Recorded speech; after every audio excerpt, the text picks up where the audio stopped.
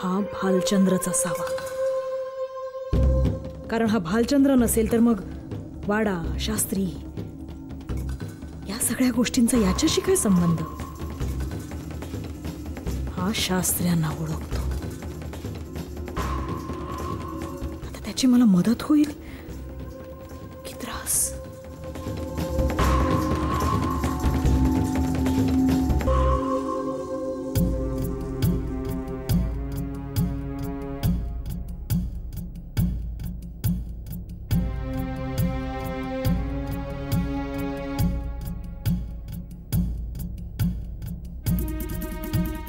महादेव आजोबांची कोडी अजून डोक्यातून जात नाही आहेत वाटतं. खरंच जात नाहीये. आतापर्यंत या कोड्यांचा संबंध खजिन्यापुरताच होता असं वाटत होता. या श्लोकाचा जो क्लू आपल्याला आज सापडलाय तो जर खरा असेल तर खजिन्याच्या पलीकडे बरंच काही दडलेलं आहे. महादेव आजोबांना त्या वॉटरफोर्सच्या मूर्तीबद्दल खरंच काही माहिती असेल? फक्त त्या मूर्तीबद्दलच नाही, मागच्या जन्मात शास्त्री कुटुंबाची वाताहत ज्या वाईट शक्तीमुळे झाली तिच्याबद्दलही महादेव आजोबांना माहिती असणार.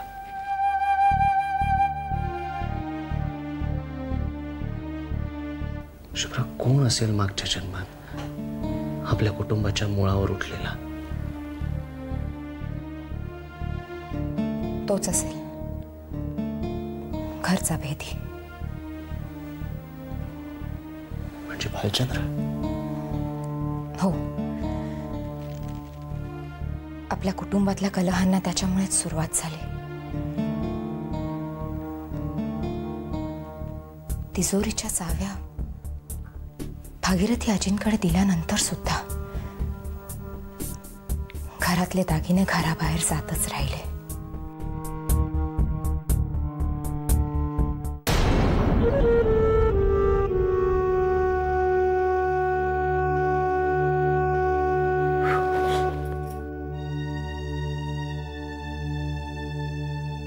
हाजीलपणा नकोय.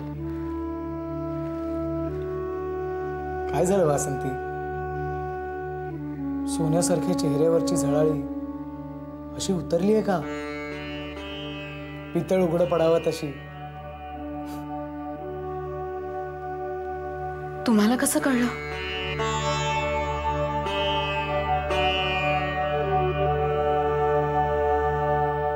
काय कसं कळलं?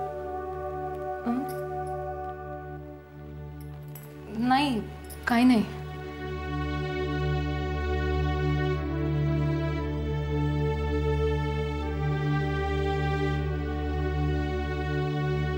काय झालंय वासंती? मला कळायलाच हवं. तुम्ही संतापणार नसाल तर सांगते. नंतरचं ठाऊक नाही. आत्ता विलंब केलास तर संतापेन. अहो अहो माझे माझे तोडे कुठे सापडत नाहीयेत. तोडे सापडत नाहीयेत? असे कसे हरवले? इतकी मौल्यवान वस्तू नीट सांभाळून ठेवता येत नाही का? कुठे घालून गेली होतीस आणि तिथेच हरवून आली आहेस? नाही हो,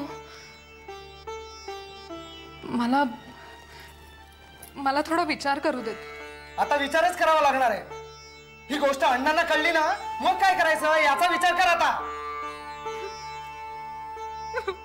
हे असे अश्रू ढाळून तोडे परत सापडणार नाहीयेत. जबाबदारी म्हणून नाही कसली. मी खरंच व्यवस्थित ठेवले होते. मग काय सापडत नाहीये? काय स्मृती भ्रंश झालाय तुला? भाऊजी,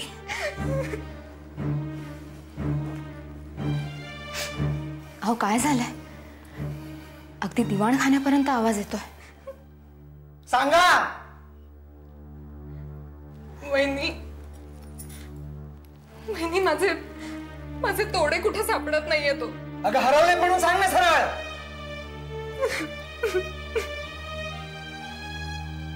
माझी काहीच चूक नाहीये होत्या. मग काय माझी चूक आहे?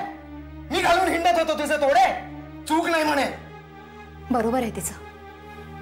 भाऊजी, गेले काही दिवस घरातील दागिने एकाएकी नाहीसे होत आहेत. चोर घरातलाच आहे, पण तो मिळाल्याशिवाय काही कळणार नाही. वासंतीची यात काहीही चूक नाहीये.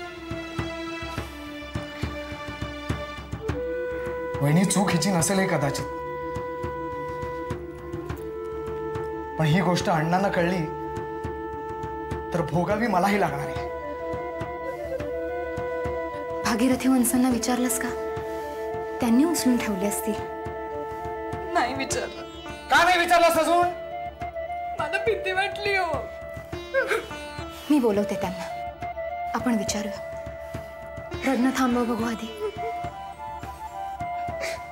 वासंती, भागीरथी,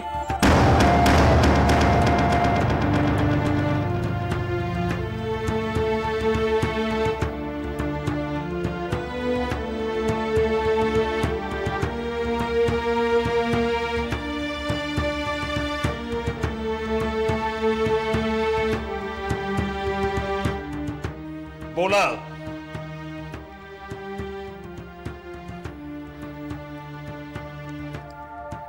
अण्णा, मी आता तेच सांगायला येणार होते की काय कसं झालं माहिती नाही, पण नमनाला घडाभर तेल नकोय. काय झालंय? काही दागिने सापडत नाहीयेत. दागिने सापडत नाहीयेत? हरवले? मिळत नाहीयेत. दागिने हरवले हे वेगळ्या शब्दात सांगितलं तरी दागिने हरवले. कसे हरवले? तिजोरी एक, तिची चावीही एकच, तीही तुझ्याकडे असते. मग तुझ्या अपरोक्ष दागिने जातीलच कसे? हवं तर चावी माझ्याकडे नका ठेवू, तुमच्याकडे घ्या. नाहीतर जबाबदारी झटकून प्रश्न सुटत नसतात आणि जबाबदारी झटकणारी माणसं बेजबाबदार असतात.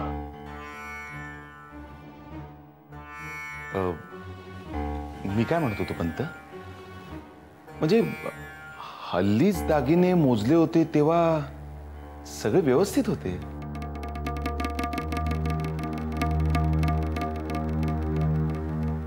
पण मध्यंतरी महादेवराव येऊन गेले आणि पण तेव्हापासून म्हणजे त्याने घेतले असतील असं म्हणायचं नाहीये मला.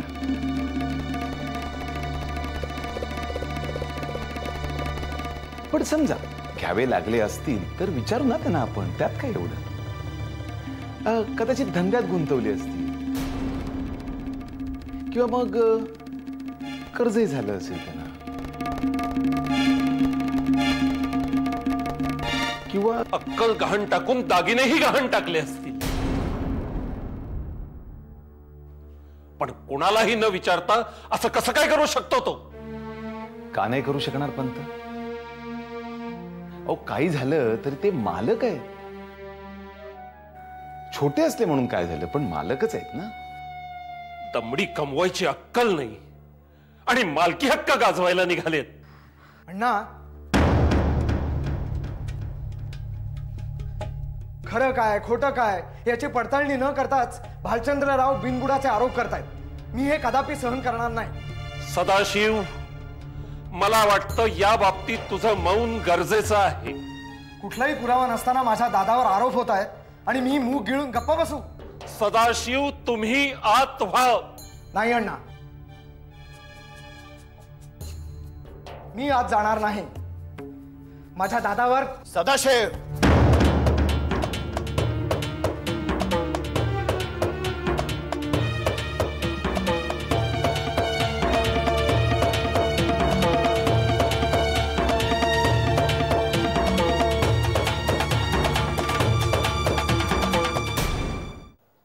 हा राग आमच्यावर आहे. तू या आगीत होरपळू नकोस.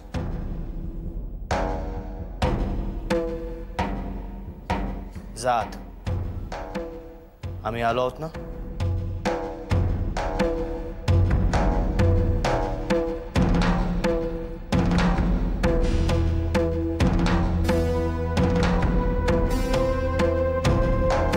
वेळेवर आलात.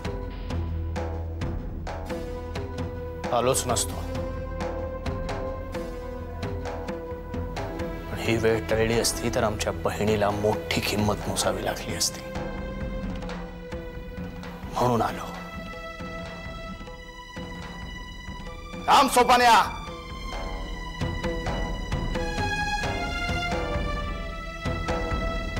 म्हणजे या घरातल्या गोष्टी तुला इतर कोणाकडनं कळायला नकोत. घरातून एकाएकी नाहीशा झालेल्या दागिन्यांबद्दल जाब विचारणार होतात ना आम्हाला. जाब विचारण्याआधीच आम्ही उत्तर देतो.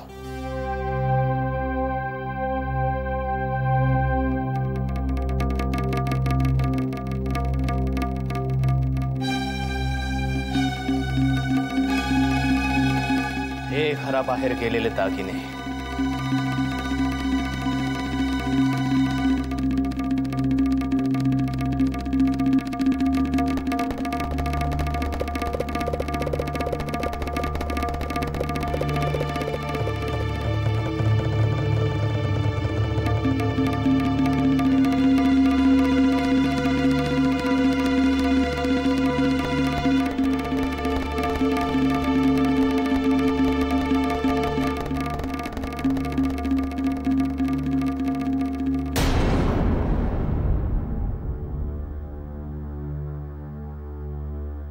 पण दागिने घराबाहेर गेलेच कसे? आपल्याकडे तिजोरीची चावी नसते, मग आपण आपल्या बुद्धीनं ती बनवून घेतलीत.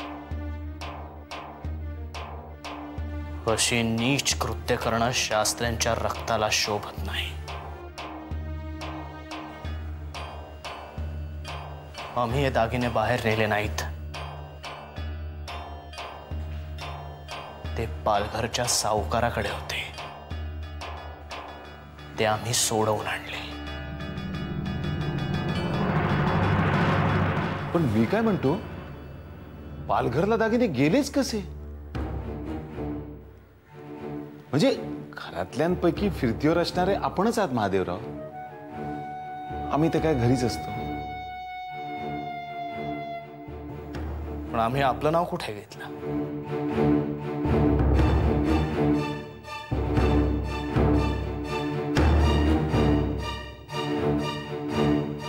आम्ही फक्त एवढंच म्हणालो की आम्ही त्या सावकाराकडून हे दागिने सोडवून आणले. पण त्यासाठी पैसे कुठून आणले? फुकट दान म्हणून सावकार दागिने देत नसतो. आमच्या बुद्धिमत्तेवर तसाही विश्वास ठेवलाच नाही तुम्ही कधी. निदान चारित्र्यावर ठेवालासा समज होता आमचा. विश्वास स्पष्ट वक्तेपणाने मिळवता येतो, त्यासाठी मधात घोळवलेलं बोलणं करता येत नाही आम्हाला. पैसे कुठून आणले ते सांगा. व्यापार करून सुरत बडोद्याला होतो तेव्हा कापड चोपड विकत घेतलं आणि डहाणू पालघरला विकलं. झालेल्या नफ्यातून सोडवून घेतल्यात हे दागिने. शास्त्र्यांच्या अलंकाराला सावकाराच्या पेढीवर पाहवलं नाही आम्हाला म्हणून. पण दागिने तिथपर्यंत गेले कसे? ते आम्ही शोधून काढूच.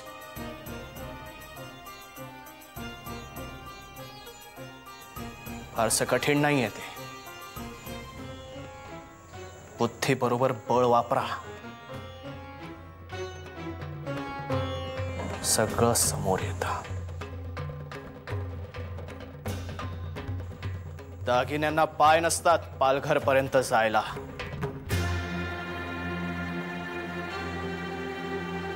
आणि या घरातले सगळेच पाय कायम घरात नसतात. माझ्याकडे काय पाहताय महादेवराव? मी थोडीच घेतले ते दागिने.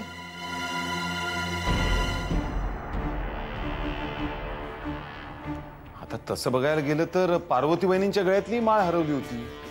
ती का त्यांच्या गळ्यात हात घालून. बस! या उपर एक शब्द जरी आम्ही ऐकला ना तर महादेवा महादेवा महादेवा,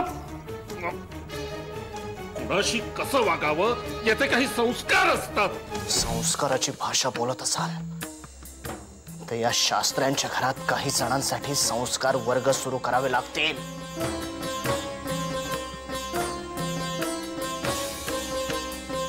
ते आधी सुरू करा.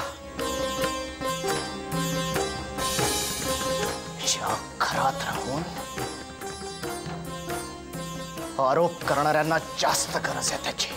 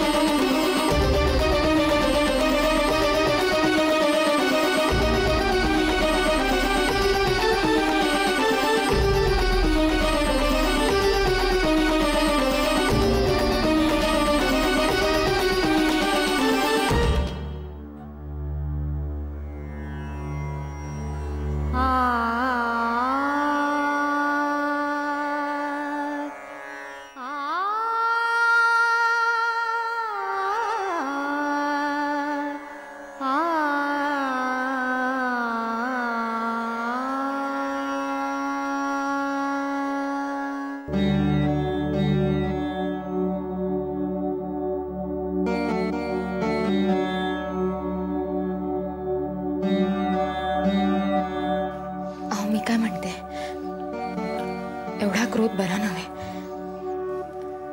माझा आहे का? बस! चोर जर संन्याशाच्या भाषेत बोलत असेल तर आम्हाला नाही चालणार, आणि चोर जर संन्याशाला चोर म्हणत असेल तर आम्ही नाही सहन करणार. तुम्ही आधी शांत व्हाल का? का होऊ शांत? का होऊ शांत? आमच्या तीर्थरूपांना आमच्यापेक्षा त्यांच्यावर अधिक विश्वास. तुझ्याबद्दल बोललेलंही ऐकून घेतलं त्यांनी, आणि आमच्यावर संस्कार आहेत की नाही अशी शंका घेतली. मधात खोळवलेले शब्द आवडतात त्यांना, पण समोर फितूर झालेली मन नाही दिसत. आणि आमच्या बाबतीत उडाणखोर ही पदवीच बहाल केली त्यांनी. हे बघा, तुम्ही शांत व्हा. शेवटी विजय सत्याचाच होतो. खरं काय खोटं काय हे कळेल त्यांना कधीतरी. कधीतरी का? कधीतरी का? आणि शेवटीच सत्याचा विजय का होतो? सत्य सत्य आहे, शुद्ध आहे, पवित्र आहे. मग त्याचा विजय शेवटीच का, सुरुवातीला का नाही? हे आम्हाला नाही चालणार, नाही चालणार आम्हाला. आम्हाला खात्री आहे हे दागिने भालचंद्र रावच त्याच्या वाहिराला फेकतोय, आणि आम्ही त्याचा माग काढणारच.